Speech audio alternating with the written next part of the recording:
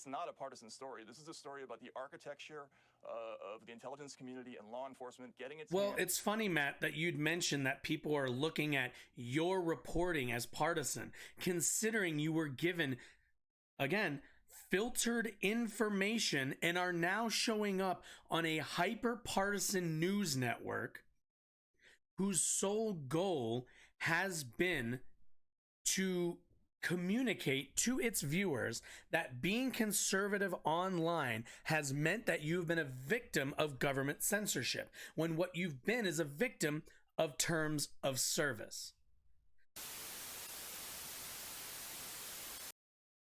And as we said, oh wait, Tucker, why are you always so quiet? Feels like. Also, for any of the ASMR folks out here, this one's for you. All right. Hopefully you enjoyed that. What do we got tonight? What is this? Thai tea? Yeah. Good old. You've never had this before. Delicious. Very good stuff. You can get it at your local Asian food mart. About it because of Matt Taibbi, who has been at the center of it. He joins us tonight. Matt, thanks so much for coming on. So I would just offer to our audience. I just want to say, God, it's like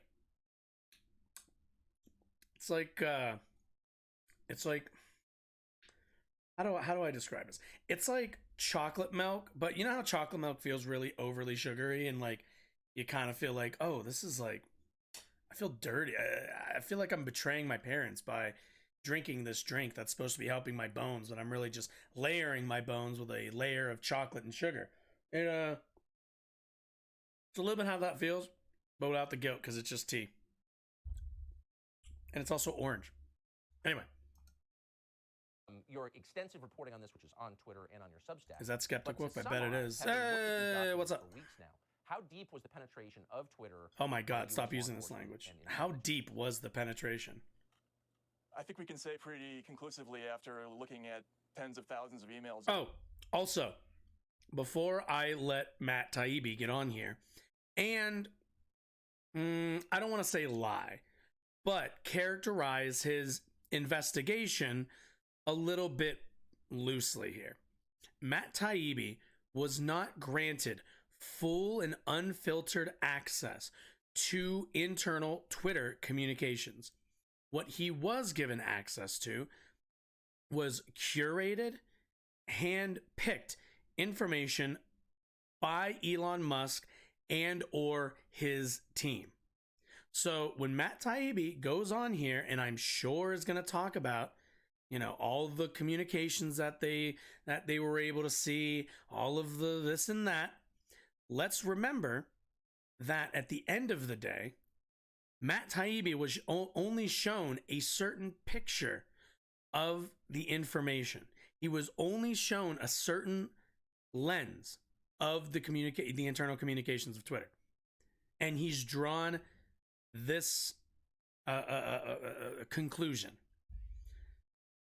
over the course of these weeks that the government was in the censorship business in a huge way. That's, I think, provable now. And not just one agency, really every conceivable wing of the enforcement agencies of the U.S. government were in some way or another sending moderation requests to Twitter, and in many cases. Also, by the way, I don't know if you can see this. The name of the video is Twitter Files Publisher. Quote, every conceivable wing, unquote, of federal enforcement sent censorship requests. Now, the censorship requests were of, if you remember correctly, revenge porn, or at the very least, what would dictate as revenge porn. So, you know, especially with the Hunter stuff, because that's what people seem to be really upset about. But cases, those requests were being fulfilled, and they were coming from everywhere, from every place from the NSA to the HHS to FBI, DHS. I'm going to finish it too quickly. Okay. Even what they call other government agencies, which I think is code for the CIA. The FIB. So we have reports from all over. The Vegan Investigatory Board. Everywhere. So that's prima facie illegal. It's unconstitutional. Government cannot censor political speech. It could not be clearer. So, fun fact, not illegal. You can absolutely request that content that you deem to be against a platform's terms of service. you're allowed to request it be removed. If somebody put my huge dick on Twitter, I'm allowed to go and tell them, hey, can you take down that very large 4K picture of my very large penis? I'm allowed to do that. I'm allowed to do that. That's not censorship. If it's against a platform's TOS, that is simply asking for enforcement of their terms of service. So let's get that clear. There's no illegality here. The illegality that he's trying to kind of launder is because news corporations, or not even news corporations, I should say, individuals along with smaller publications were publishing articles or links to what am I thinking? To websites where you could see Hunter Biden's Johnson. So let's like keep this in mind. Our assumption is that this was made possible because of hysteria about Russian penetration of our politics. Is that your read of it? Absolutely. Do you think that's not happening? That I put out yesterday traces the history. For of fuck's sake! Wait, when did this get uploaded? When did this get uploaded? 14 hours ago. Matt, nobody's paying attention anymore, man. Nobody cares. It was all an enormous, like, there's like nothing burgers, and then there's, oh yeah, you've been given very selective information and been told to draw a specific conclusion. Like, calm down. Of 2017, Twitter somewhat naively thought that they would not be sucked into the Russiagate phenomenon. They really thought this was going to be Facebook's problem alone. But when it started to become politically very Russiagate, not a conspiracy. People went to jail for it. On the Senate Intel Committee, Mark Warner, the senator of Virginia, put pressure on them. There was an email that talked about how he was pressuring them to, quote, keep producing material for them.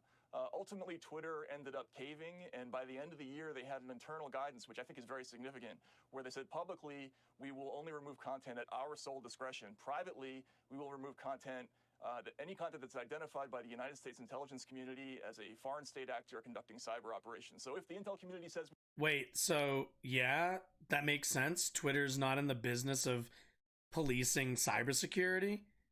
Like, yeah, they're not in a position to make that assessment. The FBI or the CIA would be in a position to make that assessment. Like, okay, like naturally, clearly, obviously. We take it down, we're going to take it down.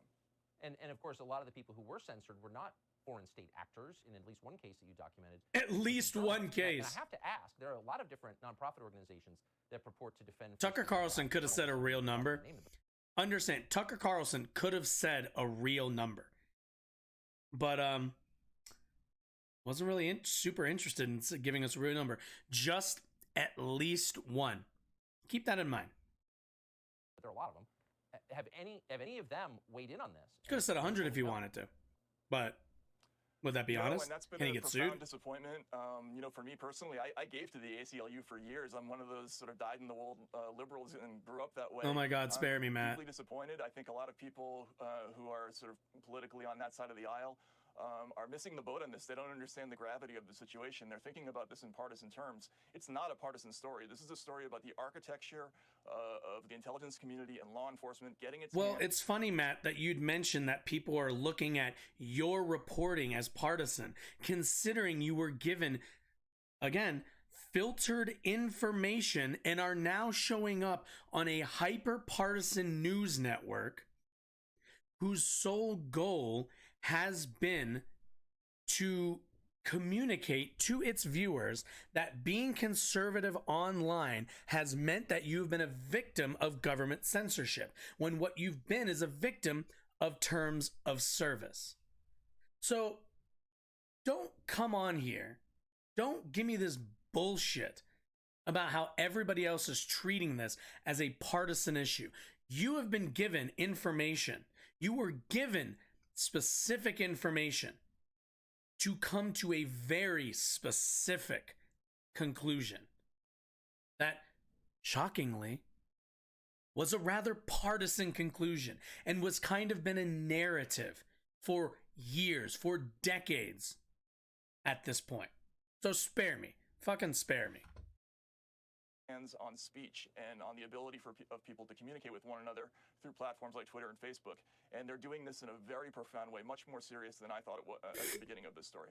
In relative terms, Twitter is a smaller player. I mean, you have Facebook and Google that dwarf it in size. I mean, we've got to assume that those two companies are as penetrated as Twitter has been, don't we? You would think. Yes, and there's evidence for that. Certainly, you would definitely think, Wolf, that they had what they called weekly or monthly industry meetings. They seem to not like the whole "it's a private company, they get to do what they want" thing when it affects them. You notice that little bit of a, because the difference is leftists don't like Twitter, but what have we been arguing for? The federalization of a platform like Twitter. Like that's what we've been saying. They've just been wanting it to be their own little safe space. FBI, and those included a number of companies. And also, I keep forgetting this and then remembering it again. Matt over here is complaining about fucking partisanship, and that leftists or liberals look at this in a benign light because they see it as only a partisan issue. When meanwhile, Matt should know full well that upon other Twitter files drops, they already confirmed for us that Chaya Raichik, the person who runs Libs of TikTok, who conveniently showed up on Tucker's platform, was getting preferential treatment by the platform. Twitter specifically did not let her account be banned or be altered by normal employees. You had to go to the top to have any enforcement of their TOS on her. She was subject to a different set of rules. So again, this whole like partisanship, as if like, oh, liberals don't care because it's conservatives. No, fucking spare me. You're doing the same thing that a lot of people do, which is constantly make this equalization of damage done to both sides, and going and pretending that conservatives on Twitter follow the rules of TOS, just go about their business, and they voice their opinions and they get banned, they get shadow banned, they get censored by the government. Guess what? Most of the people we're talking about are breaking TOS, are pushing extremist language, and are promoting a lot of damaging ideologies onto people, which in turn radicalizes people to do stuff like January 6th, which means the FBI and other investigatory bodies do have a certain interest in keeping an eye on this stuff. And also, fun fact, Twitter at any point could say, we will perform action on this account and not on that. But funnily enough, you don't see the times. Matt did not see the times when Twitter said, no, actually we don't want to do action on, we don't want to perform action on this account. He somehow only was given stuff where they had reasonable and clear TOS breakages by right-wing accounts that the government flagged for, again, breaking TOS, even if they're small accounts. Like, that's what they keep an eye on. Like, including Facebook, in some cases Wikipedia, Pinterest. There were a whole series of companies that were included in these communications. How deep the penetration goes in those Pinterest, man, come on now. But I do know that they had very close communications. What a fucking boomer. In Twitter's case, the number of requests that... Tucker, what's going on here? Do you need something? Why does Tucker always look like he's taking like just the most enormous shit ever? That came in was really overwhelming. Your previous like guest, this Michael Schellenberg, stoic look. They were paid $3 million by the FBI. They were underpaid. They were doing so much work for the government in terms of reviewing these documents that they should have compensated a lot more for their work. How can it be a free society or a democracy if law enforcement and intel agencies are determining what we can say? Oh, fun fact, you don't get to say anything you want on a public platform. Sorry, on a privately owned public platform, by the way. Same way you don't get to go to Starbucks and yell fucking racial epithets. Like, yes, the cops will show up and tell you to stop doing that. Like, well, people are hiding behind the fig leaf of, well, they didn't formally ask, they didn't demand that you do it, but Well, yeah. how much of an ask is it really? How voluntary is it really when the FBI or the NSA or the CIA? I don't know, Matt. Maybe a proper investigation into it would help instead of an obvious sham investigation. Not even sham, it's just an obvious partisan investigation. Jesus Christ. Or the DHS. I used to have respect. The thing why I'm so angry is I used to have respect for Matt Taibbi. We assess that these, but, you know, these accounts are linked he probably got paid a lot of money. And they're foreign threat actors. I think these companies feel enormous pressure to do the moderation, and the initial work that we've done proves. Or are we watching McCarthy take an L earlier? This is one. There are many problems if a set American. I think this was yesterday. One to fix. Just ban it. Government agencies are not allowed to censor speech in the United States. I think it's a pretty easy thing. Right, yeah. You're also sure, yeah. You do realize that you're not allowed to yell fire in a crowded building, right? Like we understand this. There are limits to speech, and there's a certain amount of you know. At the end of the day, any website like Twitter is going to have a TOS because they want to protect their ability to have the platform that they've built be dictated by them. It is their platform. I'm perfectly fine with that.